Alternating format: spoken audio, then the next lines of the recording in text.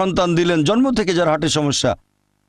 আর পরীক্ষা যত কঠিন পুরস্কার তত বেশি। পরীক্ষা যত কঠিন পুরস্কারের পরিমাণ তত বেশি। যেমন ধরেন আপনি পরীক্ষা দিচ্ছেন বিএ ডিগ্রি এক্সামিনেশন, যদি পাশ করেন তাহলে আপনি graduate, BA graduate in arts.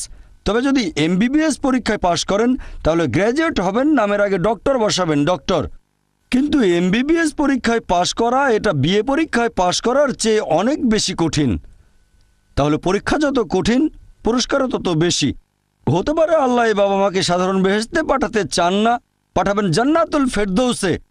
তারা ধার্মিক, তারপরও আল্লাহ তাদের বেশি পুরস্কার দিতে চাচ্ছেন। আর এই কারণেই আমাদের প্রিয় নবী মুহাম্মদ সাল্লাল্লাহু আলাইহি সাল্লাম বলেছেন, এটা আছে সুন্নান আল তিরমিজিতে, এক লোক জিজ্ঞেস করলো এই পৃথিবীতে কাকে সবচেয়ে বেশি পরীক্ষা দিতে হয়? নবী উত্তরে বললেন যে আল্লাহ সুবহানাহু ওয়া তাআলার সকল নবী রাসূলকে সবচেয়ে বেশি পরীক্ষা দিতে হয়। এরপরে যারা নবী রাসূলগণের ঘনিষ্ঠ, যারা নবী রাসূলগণের মতো, তারপরে যারা সাহাবীগণের মতো। আর একজন লোকের ঈমান যত বেশি মজবুত, পরীক্ষা